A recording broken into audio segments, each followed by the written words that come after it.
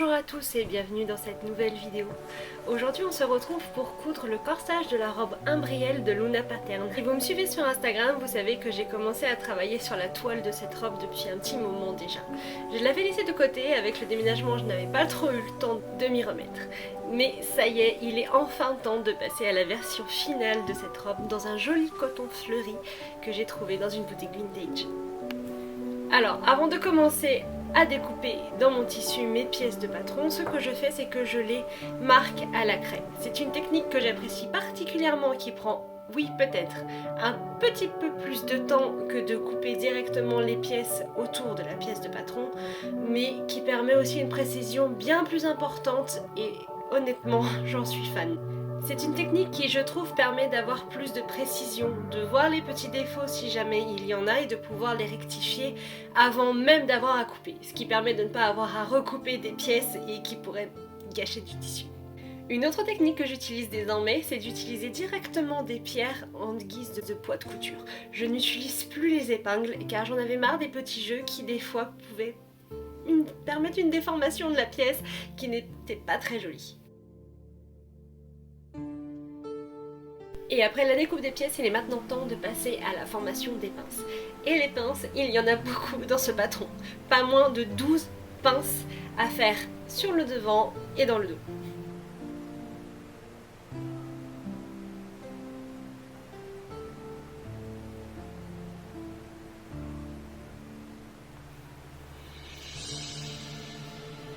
Et il est maintenant temps de passer à la couture. Comme vous pouvez le voir, j'ai cousu l'entièreté de ce corsage directement sur ma machine à coudre de 1908. C'était ma première couture avec cette machine et l'expérience a été incroyable. Je pensais que j'aurais un petit peu de mal avec la manivelle étant donné qu'il fallait coudre à une seule main, mais pas du tout. Elle est très fluide et honnêtement c'est hyper intuitif comme couture. Et pour la première fois depuis que je couds, je n'ai eu aucun problème avec ma machine. Pas de problème au niveau de la canette, pas de problème au niveau de l'aiguille, ni même au niveau de la tension, qui est plus facilement réglable je trouve que sur une machine moderne, et ça a été vraiment une couture facile. Pas de prise de tête ni rien du tout, tout s'est passé exactement comme je le voulais, et pour une fois ça me changeait et ça a été vraiment un véritable bonheur de pouvoir coudre avec cette machine ce corsage, et encore plus du fait que c'est pour ma maman.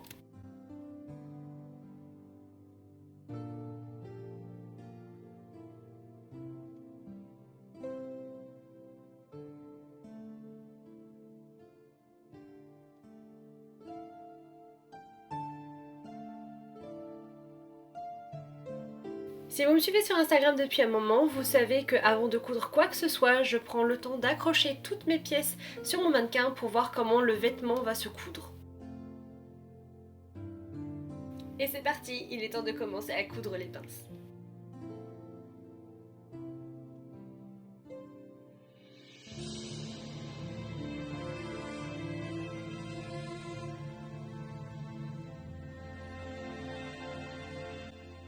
Et qui dit couture dit aussi repassage.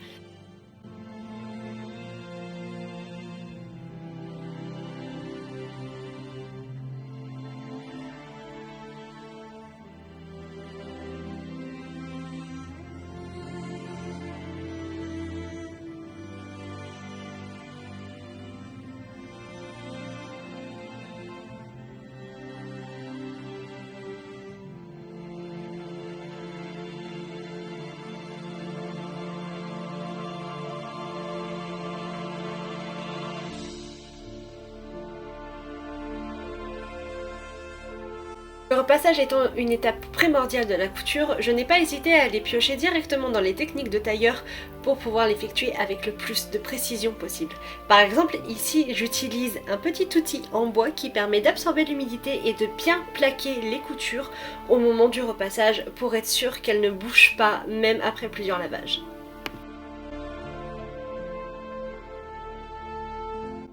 Et de retour à la machine, il est maintenant temps d'assembler les pièces devant et dos du corsage.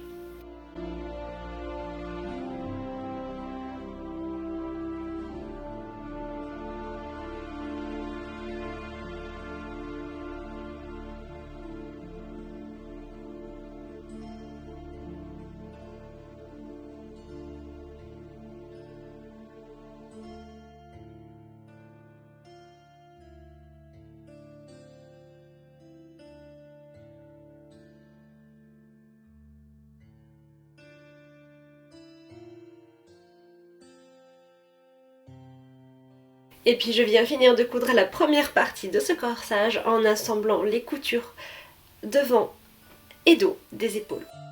Honnêtement, je suis fan de la qualité de ce point. Il est régulier, il est fin, il est petit, il est juste magnifique. Et comme cette couture m'a donné l'envie d'une petite douceur sucrée, je me suis dit, je vais faire une petite pause et je vais aller cuisiner quelque chose. La recette de cette petite douceur est une recette que me faisait ma maman, ma soeur et à moi le soir en venant nous chercher à l'école lorsque nous étions plus jeunes. C'est une recette de crêpes géantes aux cerises. La particularité de cette crêpe est qu'elle est cuite directement à la poêle. Nous adorions ça étant enfants et il faisait partie de mes desserts favoris. Mais quoi de mieux qu'une belle crêpe toute dorée, croustillante et encore bien chaude après une dure journée d'école. Et puis quitte à se faire une petite douceur, pourquoi ne pas l'accompagner au passage d'un thé bu dans le service à thé de ma maman et déguster cette crêpe directement dans les assiettes de ma grand-mère.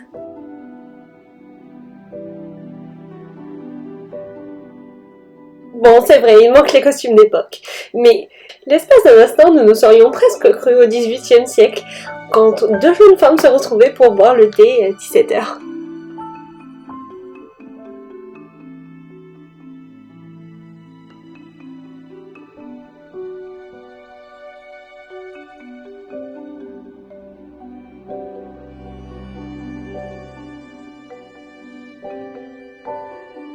Bon, et puis maintenant, il est quand même temps de retourner à la couture. C'est parti pour la deuxième étape de cette couture. Ici, j'assemble le tissu principal avec le tissu de doublure. La particularité de cette doublure est qu'elle est faite dans le même tissu que le tissu principal de cette robe.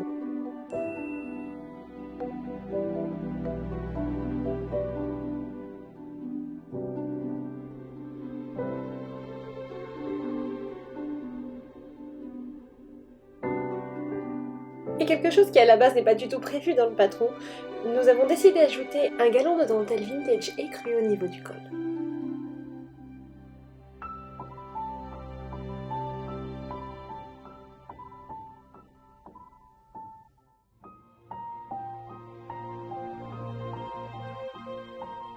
Après avoir cousu la dentelle en forme de V, je viens la positionner au niveau de mon tissu pour pouvoir voir exactement où est-ce qu'elle va tomber avant de l'épingler. Et je peux vous dire que là, il y a beaucoup d'épingles. Je crois que j'ai dû en utiliser une vingtaine rien que pour ce col.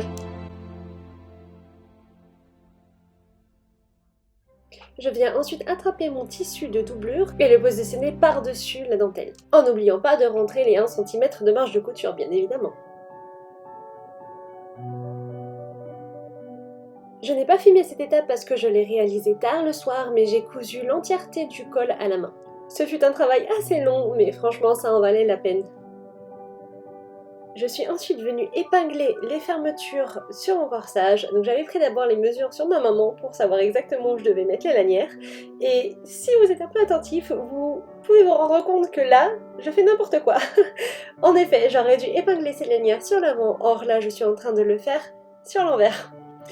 Bon, c'est un petit problème que j'ai rectifié plus tard, mais qui m'a fait quand même perdre un petit peu de temps, et puis qui était assez agaçant. Mais il n'y a pas mort d'homme, j'ai tout défait, et puis j'ai refait, mais je sais pas, mais on dirait qu'à chaque couture que je fais, il faut qu'il y ait quelque chose comme ça qui vienne un peu perturber la couture. Et pour continuer, étant donné que je n'ai pas filmé quand je me suis aperçue que je m'étais trompée pour refaire les choses correctement, je vous laisse le rush que j'avais pris où je cousais les lanières à l'envers.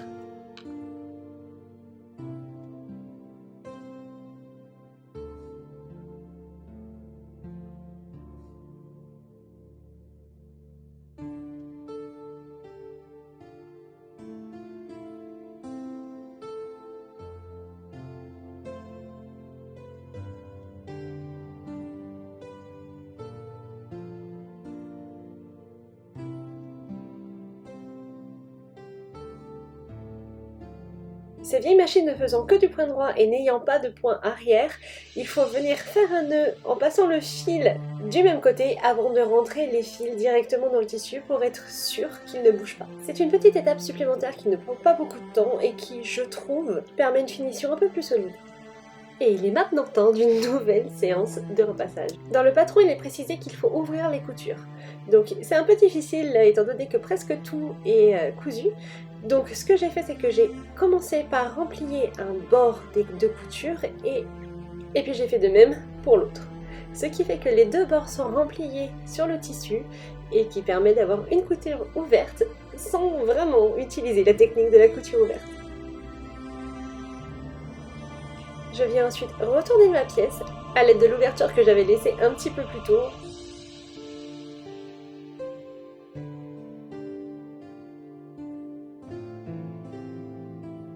Et c'est reparti pour une nouvelle session de repassage.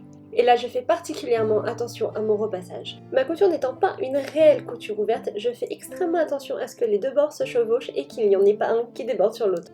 Je viens ensuite positionner ma dernière lanière au niveau de l'ouverture que j'avais laissée pour retourner mes pièces tout à l'heure.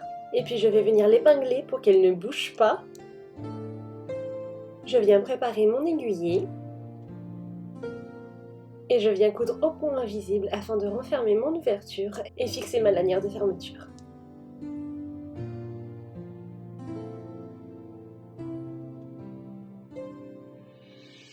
Et comme une fois n'est pas coutume, je passe de nouveau au repassage.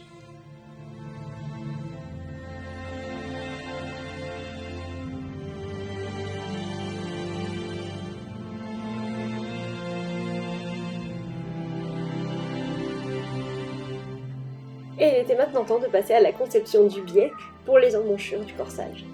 Personnellement, je préfère que le biais soit plutôt fin. Je ne suis pas très fan des biais qui sont épais. J'ai donc tracé une valeur de couture de 4 cm, ce qui m'a donné un biais plutôt fin qu'on pourrait presque qualifier d'invisible, mais je dis bien presque.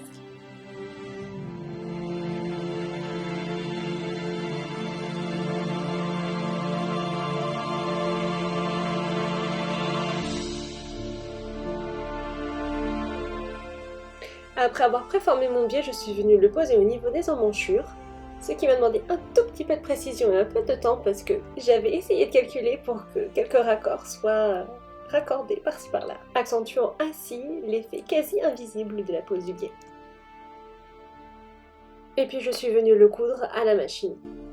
Honnêtement, c'est une étape que j'apprenais un petit peu, parce que le biais ayant tendance à bouger et à se tordre, je pensais qu'avec la machine ça serait un petit peu difficile, surtout que n'ayant pas de plaque à aiguille et n'ayant aucun repère, je pensais là aussi avoir quelques petits problèmes, mais je n'en ai eu absolument aucun. J'ai suivi la ligne de pliage et tout a été absolument parfaitement bien.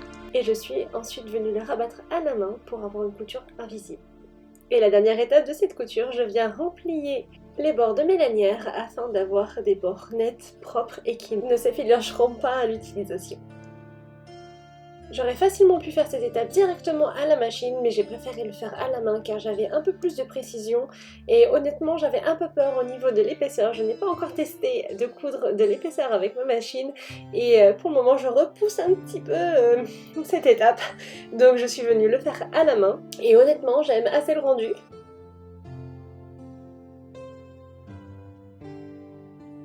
Et voilà, c'est tout pour cette couture. Je ne vous montre pas tout de suite le rendu car il y a aussi les jupes à coudre. Je vous ferai probablement avec maman une vidéo pour discuter ensemble de ce projet. Et en attendant, je vous dis à bientôt pour de nouvelles aventures extraordinaires sur ma chaîne.